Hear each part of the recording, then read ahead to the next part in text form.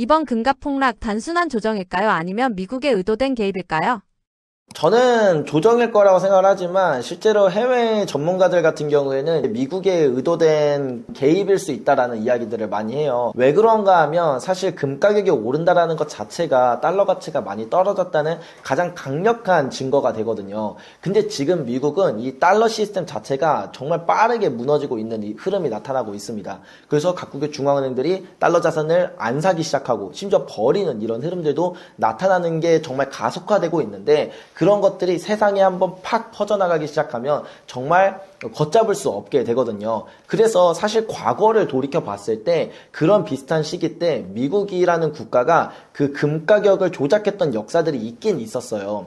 예를 들면 1960년대를 들 수가 있는데, 1960년대에 미국이 달러를 너무 많이 풀어서 각국의 중앙은행들도 그 다음에 다른 사람들도 투자자들도 금으로 자꾸 이동하려는 흐름이 나타나니까, 그래서 뭐 첫 번째로 그냥 금을 못 사고 팔게 금 시장 자체를 닫아버렸고요. 그리고 두 번째는 그럼에도 불구하고 그러니까 사람들이 다른 금 시장에서 금을 사고 팔 거 아니에요. 그러니까 달러 대비해서 금 가격이 계속 올라가는 거예요. 그러면 이거는 달러 가치가 정말 빠르게 흔들리고 있구나라는 증거가 되니까 미국이 갖고 있는 금을 막 팔기 시작했어요. 막 현물로 금을 덤핑해서 가격을 누르기 시작했는데, 그것만으로도 부족했는지 1961년에 런던 골드풀이라고 하는 연합체를 형성하게 되는데, 유럽의 6개국과 그 다음에 미국까지 합쳐가 금을 막 십시일반 모아서 1968년까지 계속 금 가격이 조금 오를만 하면 현물로 금 덤핑해서 가격을 다시 안정화시키고, 오를만 하면 때리고 오를만 하면 때리고, 이런 걸 반복했어요. 사실 뭐 이렇게 금 현물 덤핑뿐만 아니라 증거금 인상, 뭐 다양한 방법으로 금 가격을 억누르려고 했던 역사가 많았는데, 그런 걸 돌이켜 볼 때 사실 지금도 상황이 비슷하거든요. 달러의 가치가 빠르게 흔들리고 있고 금 가격이 튀어 오르기 시작하고, 그렇다 보니까 지금 올라가는 속도도 너무 빠른데 계속 지속된다라고 한다면 달러의 가치가 흔들리고 달러의 지위가 무너졌다라고 모든 사람들이 생각하는 순간 정말 걷잡을 수 없이 커질 수 있는 거죠. 왜냐하면 이 화폐라는 건요, 결국에 신뢰예요. 여러분들은 우리가 뭐 누군가가 5만 원짜리 지폐를 줬다고 치죠. 그러면 얘가 가치가 있다라고 생각을 하잖아요. 사실 그럼 이 5만 원짜리는 왜 가치가 있는 걸까요? 모두가 가치가 있다라고 믿기 때문에 가치가 있는 거예요. 화폐는 신뢰입니다. 인류 역사 전반을 보면 모든 화폐는 신뢰에 의존을 해요. 믿음만 있으면 가치가 있는 거고, 이 믿음이 깨지는 순간 갑자기 종이 쪼가리로 변해버리는 일들이 발생을 하죠. 인류 역사에 존재했던 모든 불안화폐 중에 가치가 0에 수렴하지 않았던 화폐는 단 한 개도 찾을 수가 없어요. 달러 100% 확률로 망합니다. 원화 100% 확률로 망해요. 위안화 100% 확률로 망해요. 저는 자신있게 말씀드릴 수 있고, 인류 역사에 그렇지 않았던 불안화폐는 단 한 개도 존재하지 않았거든요. 근데 지금 사실 그 변곡점에 왔어요. 그렇기 때문에 특히 2026년은 제가 일부에서 말씀드렸던 것처럼 부채위기가 폭발할 수 있는 그런 다양한 잠재적인 요소들이 정말 많이 터져나가는 그런 시기입니다. 안 그래도 불안한 상황에서 만약에 금 가격이 정말 빠르게 치고 올라가면서 사람들의 인식도 그렇게 바뀌기 시작하면 정말 걷잡을 수 없다. 신뢰 하나만으로 이 화폐 시스템을 유지하고 있는데 그게 흔들릴 수 있다는 거죠. 그래서 금 가격을 조작한다라고 표현하는 게 맞을지 모르겠지만, 금 가격을 안정화시키기 위한 미국이 의도한 그런 개입이 있을 수 있겠다라는 부분도 이해해 볼 수 있을 것 같고, 그래서 뭐 증거금 인상이라던가 이런 것들 뭐 과거에서 솔직히 똑같은 패턴으로 있었고요. 여기서 저는 신기하다라고 보이는 포인트는 그거죠. 미국은 그럴 수 있어요. 그러면 중국 같은 경우에는 오히려 금을 공격적으로 쓰고 전략적 자산으로 모으는데, 중국도 사실은 올해 1월 30일에 미국이 먼저 증거금을 인상하고 금 가격이 폭락하기 시작하자 중국도 상하이 금거래소에서 증거금을 인상하고 심지어 3일 뒤에 또 인상하면서 이 폭락을 부추겼거든요. 그러면 중국은 왜 그러지라고 생각할 수 있는데, 중국 입장에선 금 가격이 오르면 오를수록 똑같은 돈을 주고 금을 사더라도 더 적은 양의 금을 사잖아요. 이 이해관계가 맞아 떨어졌기 때문이라고 생각해요. 미국은 금 가격을 억눌려서 달러의 지위가 흔들리고 있다는 사실을 사람들한테 숨기고 싶어 하는 게 있고, 중국은 가격이 떨어져서 내가 더 금을 많이 매집할 수 있는 그런 좋은 상황이 되기도 하니까, 그래서 이 둘의 이해관계가 맞아 떨어져서 지금 1월 30일 올해 좀 금 가격이 크게 이제 변동이 일어나는, 조정도 크고 올라갈 땐 크게 올라가고 이런 일들이 나타나는 게 바로 이런 부분 때문이 아니냐라는 그런 주장들이 있는데, 과거의 역사에 대입해 보면 충분히 그럴 수 있는 이야기는 맞는 것 같다. 저도 그런 생각은 들더라고요. 금에 대한 트럼프의 생각이나 계획은 무엇인가요? 트럼프는 정말 머리가 엄청 아플 거예요. 자신의 중건 선거를 생각하면 약달러가 돼야 되고, 그렇기 때문에 금 가격은 올라야 되는 거거든요. 근데 금 가격이 오르면 아까 말씀드렸던 것처럼 달러의 가치가 빠르게 떨어지고 있다는 강력한 증거이기 때문에 사람들의 인식이 한번 팍 바뀌는 순간 달러는 정말 순식간에 무너질 수도 있어요. 그러니까 트럼프는 정말 어떻게 해야 될지도 모르겠는 그런 상황이 오겠죠.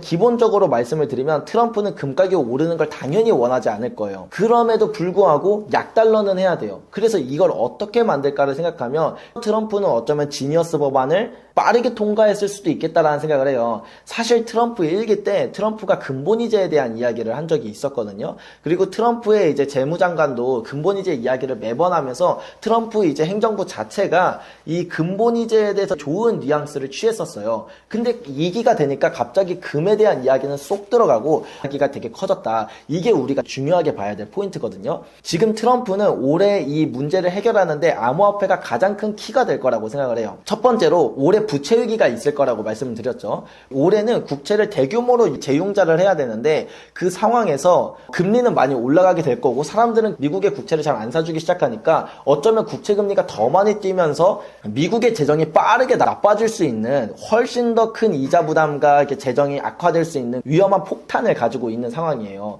그런 상황에서 트럼프가 이 지니어스 법안을 통과시켰는데 법안이 어떻게 보면 가장 핵심 키가 될 수 있습니다. 지니어스 법안의 핵심은 그거예요. 스테이블 코인을 발행하는 그 기관들은 스테이블 코인을 발행할 때마다 미국 국채를 반드시 사야만 하는 규제를 넣는 거거든요. 그러면 어떻게 되냐? 전 세계의 사람들은 사실 아직도 달러를 필요로 하는 개인들도 많고 기관들도 많습니다. 많은데 외환이라는 게 사실 거래를 엄격하게 하기도 하고 접근하기가 어려운 국가들도 많거든요. 그런 국가들한테는 스테이블 코인은 사실은 개인 지갑으로 보내버리면 되는 거니까 훨씬 접근을 편하게 해서 스테이블 코인 시장이 빠르게 커질 수밖에 없다라는 건 기정사실에 가까워요. 그런 상황에서 스테이블 코인 시장이 커지면 자동으로 모든 발행사들은 미국의 단기 국채를 사야만 하거든요. 그러면 올해 어마어마한 양의 국채를 발행해야 되는 그 미국은 그 수요를 중앙은행도 안 사고 투자기관도 안 사는데 이 수요를 이쪽으로 넘길 수가 있게 되는 거예요. 바로 스테이블 코인을 발행하는 그 발행사들한테. 그래서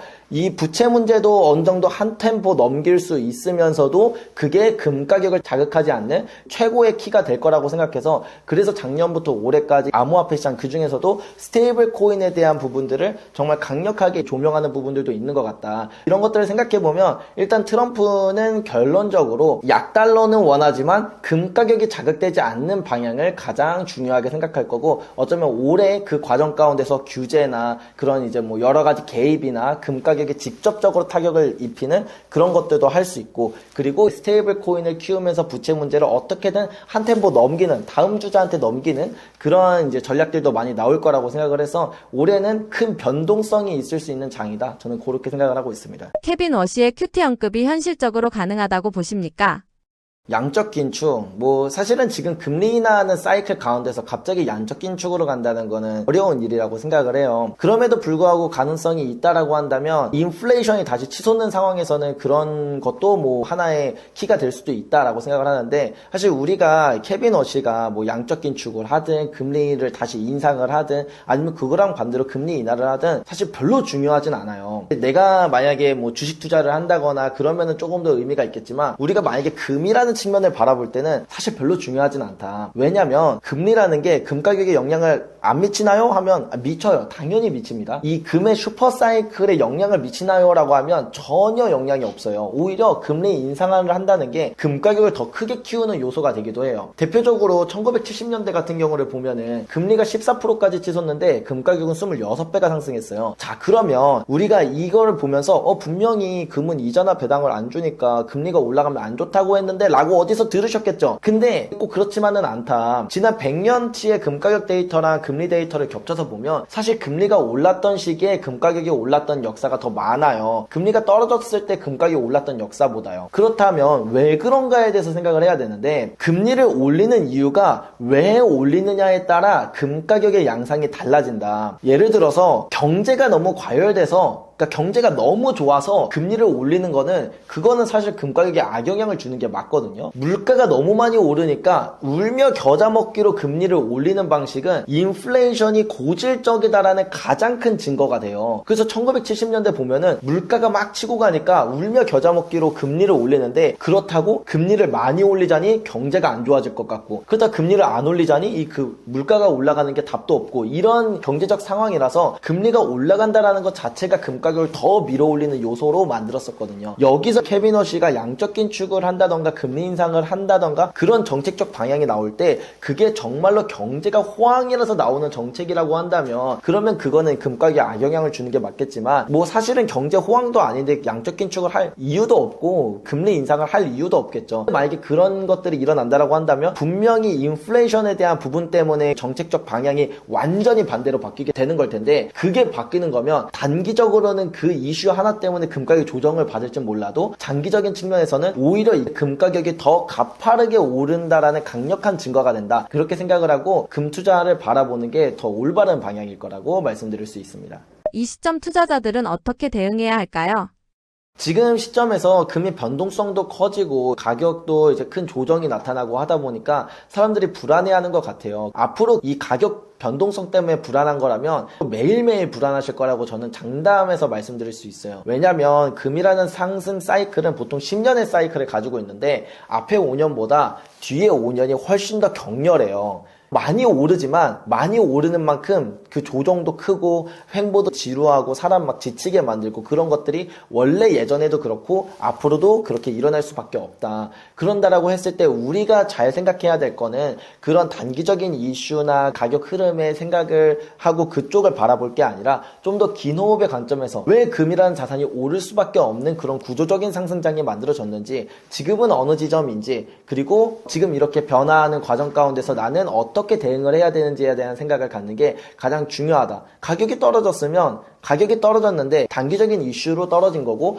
본질적인 구조적인 상승장에는 전혀 영향을 미치는 요소가 아니라고 한다면 하락은 매수할 수 있는 좋은 기회가 된다. 현금이 없는데요? 그러면 그냥 마음 편히 그냥 뭐 시간은 내 편이 되는 거니까 그냥 그렇게 마음 편히 갖고 있으면 된다라고 말씀을 드릴 수 있을 것 같아요. 돌아와서 결국 이 금이라는 자산은 아까 말씀드린 것처럼 10년의 사이클을 가지고 있습니다. 긴 호흡의 관점에서 투자를 해야 되는 자산이에요. 너무 단기적인 것들에 우리가 마음을 뺏기고 시선이 가기보다는 늘 계속 처음에 본질에 집중하면서 긴 호흡의 관점에서 투자를 한다면 여러분들이 느끼는 게 불안보다는 편안이 되고 그 다음에 위기보다는 기회가 된다, 이렇게 말씀드릴 수 있을 것 같아요.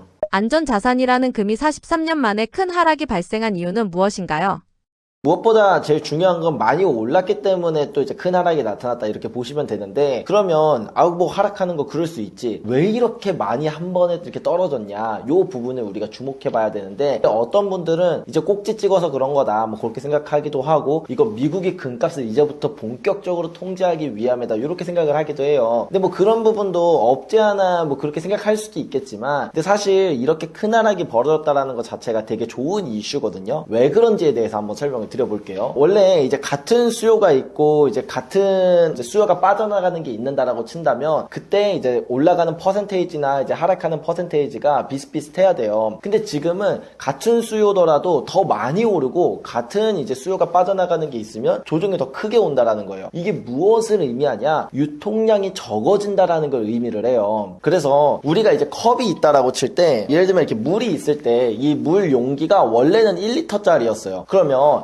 물을 똑같이 1리터를 부어도 얘가 차는데 속도가 쭉 되겠죠. 근데 요거보다 반만한 컵이 있다고 칠게요. 그럼 얘는 1리터짜리 물을 부으면 똑같이 500ml를 채웠는데 얘는 절반밖에 안 찼고, 이 반쪽짜리 물병은 500ml만 채웠는데도 벌써 꽉 차게 되겠죠. 차는 속도가 완전히 다르다, 비율적으로 볼 때. 그리고 그 이상으로 물을 더 넣게 되면 물이 막 넘치게 되는 거죠. 그런 것처럼 물이 빠져나갈 때도 더 빨리 빠져나가는 것처럼 보여요. 보여지고 찰 때도 더 빨리 차는 것처럼 보여진다. 즉 시장에 유통되는 금의 양이 점점 적어지고 있다라는 뜻이에요. 그 말은 또 바꿔 말하면 무슨 말이냐면 누군가가 큰 세력들이 금을 매집했다라는 증거기도 해요. 우리가 흔히 볼 수 있는 큰 손들 뭐 누가 있을까요? 뭐 중앙은행들이나 투자은행들이나 이런 것들을 볼 수 있겠죠. 중앙은행들이 매년 사상 최고치에 이제 금을 산다 이런 뉴스들 보시는데 그 뉴스들 중에서도 실물 금을 쓸어 담고 있다라는 뉴스들을 보실 거예요. 중앙은행들은 사실 금 사서 오늘 샀다 내일 팔고 그러지 않거든요. 뭐 10년, 20년 막 심한 경우는 100년 넘게 보유를 하는 경우들이 많아요. 그럼 사실상 중앙은행들이 사는 금의 양만큼 세상에서 금이 사라지는 거예요. 근데 중앙은행들이 지금 금을 얼마나 샀느냐를 보면은 이게 지난 100년의 역사 중에 가장 많은 양의 금을 샀어요. 그냥 많이 산 수준이 아니라 가장 많은 양의 금을 보유하고 있어요. 온 지구상에 있는 모든 금의 거의 20%가 넘는 양을 중앙은행들이 보유하고 있거든요. 그것도 실물로. 그렇다 보니까 그러니까 이렇게 큰 손들이 실물로 금을 쓸어가다 보니까 시중에 유통되는 금의 양이 더 적어진 거고, 그래서 똑같은 수요가 들어오더라도 금 가격이 올라가는 퍼센테이지가 확 뛰고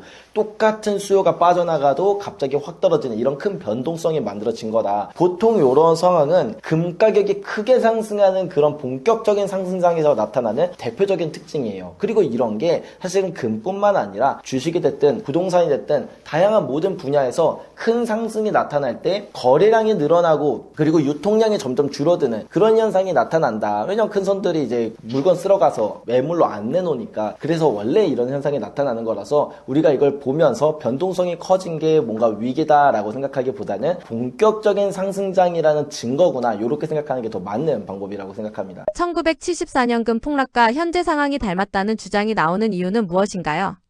저는 동의해요. 1974년과 되게 비슷해요. 이 질문을 이렇게 잘 뽑을 줄 몰랐는데 맞아요. 1974년과 지금이 되게 비슷해요. 어떤 점이 비슷하냐라고 하면 일단 이렇게 큰 조정이 나왔다라는 것 자체도 비슷해요. 금이라는 자산이 보통 상승 사이클이 한 10년 정도 되거든요. 근데 진짜 재밌는 게 이 전체 사이클에서 중간 부분 그 부근쯤에 꼭 한번 큰 조정장이 옵니다. 예를 들면 2002년부터 2011년에 큰 상승장에서 2008년에 큰 조정장이 왔었고요. 그리고 1970년부터 1980년에 그 큰 상승장에서도 1974년에 큰 조정장이 한번 왔었고요. 그리고 예를 들면 1933년부터 1947년에 큰 상승장에서도 1941년에 큰 조정장이 왔었습니다. 즉 지금의 큰 조정장은 전체 사이클의 중반부에 나타났다라는 점 자체가 이전의 상승 사이클의 모습과 되게 유사하다라는 걸 볼 수가 있고 그때 똑같은 그런 조정의 모습이 나타났다라는 걸 알 수가 있어요. 그러면 왜 금이라는 이 자산은 슈퍼 사이클의 중반부쯤에 꼭 큰 조정장이 왔는가에 대한 이야기를 드리면 대부분 그때쯤에 금 가격이 오른다라는 것 자체가 어떤 거예요? 세상이 되게 막 불안하다라는 거잖아요. 그런 불안한 상황이 유지되다 보니까 경기가 한번 크게 안 좋아지는 시기가 오면서 금 가격이 크게 떨어진다라는 거예요. 보통 많은 사람들이 생각하는 건 금이라는 자산은 안전자산이니까 경제가 불안할 때 가격이 많이 올라야 되는 거 아니야? 라고 생각하는데 불안할 땐 많이 올라요. 근데 그게 실제로 경제가 엄청 박살나도록 안 좋게 만들면은 금조차도 사람들이 현금이 너무 필요하니까 막 빚도 갚아야 되고 사업도 뭐 지금 너무 힘드니까 금 같은 거 다 팔거든요. 주식 팔고 부동산 팔고 금 팔고 그래서 사람들이 다 현금으로 달려가는 그런 캐시런이 일어난다. 그런 측면에서 금도 2008년에 1974년에 뭐 1941년에 이렇게 이제 하락하는 사이클이 만들어졌다라는 거예요. 근데 사실 최근에 고용 통계 같은 걸 보면 고용 지수도 조금 안정화되는 모습도 보이고 이제 물가 지수도 약간 안정화되는 모습도 보이고 경제도 뭔가 회복하는 그런 모습을 보이다 보니까 그럼 그때랑은 좀 다른 거 아니야? 라고 생각을 하실지도 모르겠지만 물론 정말 그 지표들처럼 지금 경제에 문제가 없는 걸 수도 있어요. 근데 보통 경제 지표가 안 좋아져서 경제 위기가 왔을 땐 이미 가격은 상승한 뒤에요. 가격이라는 건 현실보다 조금 더 먼저 반영을 합니다. 예를 들면 우리 1997년에 IMF 겪었잖아요. 근데 사실 주식시장은 1995년 2년 전부터 떨어지고 있었어요. 2008년에 글로벌 금융위기 왔잖아요. 사실 주식시장은 2007년부터 먼저 떨어지고 있었어요. 이런 것처럼 가격이라는 건 현상보다 조금 더 먼저 선행한다. 그러면 지금 금 가격이 이렇게 조정을 받고 막 비트코인 가격 떨어지고 주식시장도 불안불안한 모습을 보인다라는 있다라는 건 어쩌면 이미 우리는 현실에서 체감을 하고 있지 못하는 부분들이 있을진 몰라도 가격이 먼저 선반영을 하고 있는 게 아닌가. 뭔가 경기 침체라던가 더 나아가서 경제 위기, 금융위기와 같은 것들에 대한 시그널들을 보여주는 게 아닌가라고 생각을 해볼 수가 있어요. 그래서 다양한 그런 부분들을 생각해 볼 때 실제로 경기 침체 시그널들이 많이 울리긴 하거든요. 가장 최근에 고용지표가 조금 완화된 모습을 보였다 뿐이지 실업률 계속 오르고 있고 뭐 경제활동 참가율 낮아지고 있고 장단기 금리차 떨어지고 있고 뭐 경기 선행지수 떨어지고 있고 이런 다양한 부분들이 침체가 일어나기 전에 나타났던 전조 증상들이 적색 신호를 이렇게 알리고 있다라는 거예요. 그런 측면에서 지금은 1974년의 조정장과 되게 비슷하고 그렇기 때문에 이런 큰 조정이 일어나는 거 그리고 어쩌면 앞으로 한 번 더 큰 조정이 일어날 수도 있다라는 건 우리가 충분히 이해해 볼 수 있습니다. 이런 부분이 금 투자자들 입장에서는 되게 좋은 이슈라고 바라봐야 돼요. 왜냐? 방금 말씀드린 것처럼 보통 이런 조정장은 전체 사이클의 중반부쯤에 와요. 그럼 지금 이 큰 조정이 일어났고 이게 1974년과 유사한 모습을 띠고 있다는 건 이제 상승 사이클이 절반밖에 안 됐다는 증거구나 라고 생각을 할 수가 있겠고 그리고 두 번째는 보통 이 조정기가 끝난 이후의 상승이 그 전체 사이클에서 가장 드라마틱해요. 2008년 이후의 금의 상승장, 그 다음에 1978년부터의 상승장, 그 다음에 1943년 이후의 이제 상승장 이런 것들을 보면은 그 이후의 상승장이 가장 드라마틱하거든요. 그런 것들을 우리가 볼 때 이번에 조정이 오니까 금가격이 한 번 더 크게 떨어질 수 있다고 나 불안한데 좀 기다렸다 살까 라기보다도 지금 이런 조정장이라는 건 이제 금 투자가 본격적인 더 격렬한 그런 상승을 앞두고 있구나. 이제 금 투자를 좀 더 적극적으로 할 생각을 해야지 라고 생각을 해보면 더 좋은 포인트가 되지 않을까라는 말씀 드릴 수 있을 것 같아요. 이런 공포장에서 현금을 들고 있는 대응은 어떻게 생각하시나요? 보통 이런 공포장이 오면 현금을 들고 대응하는 게 가장 좋은 방법이 된다라고 얘기를 하는데 저는 이번만큼은 아닐 수 있다고 생각을 해요. 왜냐면 사실 금 가격이 오르는 사이클이라는 걸 우리가 생각할 때 금이라는 자산 자체가 올라가는 그런 상승장은 결국 화폐의 가치가 빠르게 떨어지고 신뢰가 흔들리는 시기라는 증거예요. 그렇다라는 건 내가 현금을 들고 가만히 있는 게 가장 위험한 시기이기 때문에 금이 빛나는 시기거든요. 물론 그럼에도 불구하고 제가 앞서 말씀드렸던 것처럼 올해는 그 1974년처럼 큰 조정이 있을 수 있는 그런 시기인 것은 분명해요. 그래서 여기서 금 가격이 한 번 더 큰 하락이 있을 수도 있다라는 건 맞습니다. 하지만 그게 100%냐라고 하면 그렇지 않을 수도 있거든요. 왜냐면 요거는 중앙은행의 스탠스나 그 다음에 정부의 대응이나 이런 다양한 부분들로 인해서 조정이 여기서 끝나고 그 다음부터 격렬하게 상승할 수도 있고 조금 더 딥하게 갈 수도 있어요. 그러니까 우리가 사실은 그런 것들을 모두 예측하고 대응하기는 어렵기 때문에 그냥 조정장 이후에 금 가격이 격렬히 상승한다라는 걸 이해하면 지금부터 꾸준히 금을 매수하기 좋은 타이밍이다 라고 생각을 하는 게 더 맞거든요. 지금은 현금을 들고 있는다라는 것 자체가 어떤 의미냐면 시간을 적으로 돌리는 거예요. 금을 들고 있으면 조정이 더 왔어요? 그렇다고 하더라도 어차피 이 조정이 끝나고 더 격렬한 상승이 있을 거라는 걸 우리 모두 알 수 있기 때문에 그러니까 그냥 기다리기만 하면 시간이 내 편이 되어서 이제 금 가격이 나중에 큰 상승을 해서 내가 현금을 들고 있었을 때 그 리스크를 해지해 준다. 근데 현금을 들고 있으면 만약에 조정이 여기서 끝나고 그 다음부터 이제 급격하게 상승한다고 하면 사실 대응하기 되게 어렵거든요. 왜냐면 아까 말씀드린 것처럼 이 조정장 이후의 상승장은 정말 격렬해요. 그렇다 보니까 내가 잠깐만 정신을 놓고 있어도 금 가격이 퀀텀 점프를 해버리기 때문에 현금을 들고 있는 게 그렇게 별로 안 좋은 선택이 되기도 한다. 그리고 여기에 하나 더 얹어서 말씀을 드리면 그런 조정이 왔다고 치죠. 여기서 한 번 더 딥한 조정이 왔다고 칠게요. 그러면 그 정도의 이제 경제가 불안한 상황이 되면은 보통 달러 가치가 엄청나게 많이 올라요. 우리 IMF 때 달러 환율 거의 2배 넘게 올랐거든요. 2008년 글로벌 금융위기 때도 2배 가까운 상승을 했어요. 그 말은 무슨 말이냐. 우리나라의 금 가격은 국제 시세에서 달러 환율을 곱한 값이 우리나라의 금 시세예요. 그러면 금 가격이 예를 들면 여기서 10% 정도 더 하락한다고 해도 원달러 환율이 막 2배, 막 2.5배 이렇게 치솟아 버리면 국내 금 가격이 2배 이렇게 막 상승을 하거든요. 즉 지금 금을 사놓는다라는 건 그런 경제 위기도 해지할 수 있고 경제위기가 요 정도 수준에서 마무리되고 경제위기가 아닌 뭐 이제 조정이 요 정도 수준에서 마무리가 되고 그 다음에 가격이 쭉 상승한다라고 했을 때도 이제 대응이 되기 때문에 그래서 저는 지금은 현금을 갖고 있기보다는 특히 한국 사람이라면 더욱더 금을 보유하고 있는 게 더 좋은 선택이 되지 않을까라고 말씀드릴 수 있을 것 같아요. 이번 폭락 이후 손실을 입은 투자자들은 어떻게 대처해야 하나요? 이미 가격이 쭉 하락했으니까 뭐 기분이 안 좋으신 분들도 계실 거고 이제 좀 불안한 느낌을 드시는 분들도 계시겠지만 우리는 기본적으로 금이라는 자산 자체가 장기로 투자해야 되는 자산이에요. 그리고 금이라는 자산이 그냥 꾸준히 상승하는 게 아니라 이 상승기의 후반으로 갈수록 변동성이 커집니다. 뭐 지금 정도의 하락뿐만 아니라 더 큰 하락이 앞으로 올 수도 있고요. 더 지루한 횡보 기간이 올 수도 있어요. 실제로 제가 이제 금 투자했었던 2019년을 기준으로 봐도 금 가격이 되게 지지부진하고 언제 오르나 이런 생각이 들 만큼 되게 사람을 지치게 만드는 그런 자산 중에 하나거든요. 근데 장기로 보면 우리가 이 금이라는 사이클이 이렇게 쭉 이어지면서 뭐 2,000불들 돌파하고 3,000불, 4,000불, 5,000불들 돌파하는 이런 흐름들을 보는 것처럼 우리는 긴 호흡의 관점에서 보는 게 되게 중요합니다. 만약에 그렇지 않는다라고 한다면 사실 금 투자 자체가 맞지 않는 방법이에요. 단기로 보고 투자를 하는 거면 금보다는 주식이나 비트코인 같은 걸 투자하는 게 더 맞는 거라서 이럴 때일수록 더 마인드셋을 해야 된다. 내가 처음에 금을 왜 투자했지? 어떤 본질적인 그런 구조적인 상승장이 있을 거라고 생각했기 때문에 금 투자를 했지라는 걸 점검해보면서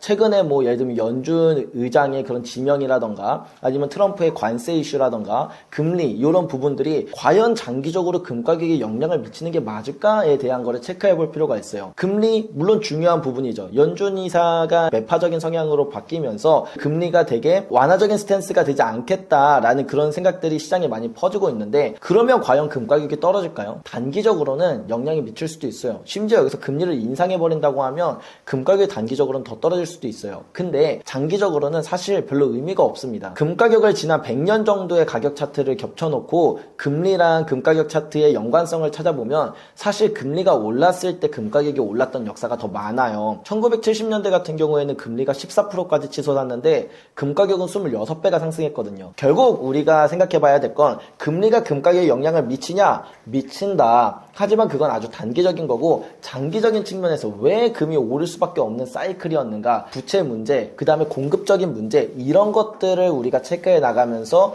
장기적인 관점에서 긴 호흡의 관점에서 금을 바라보고 투자하는 게 옳다 이렇게 말씀드리면서 너무 겁먹을 필요도 없으시고 너무 기분 좋으실 필요도 없이 그냥 꾸준히 금을 잘 보유하시면서 뭐 추가적으로 가격이 떨어졌을 때 현금이 있다라고 한다면 뭐 더 구매해서 추가 매수를 하는 것도 좋고 아니면 그냥 쭉 보유하는 것도 좋은 방법이 될 거라고 생각해요.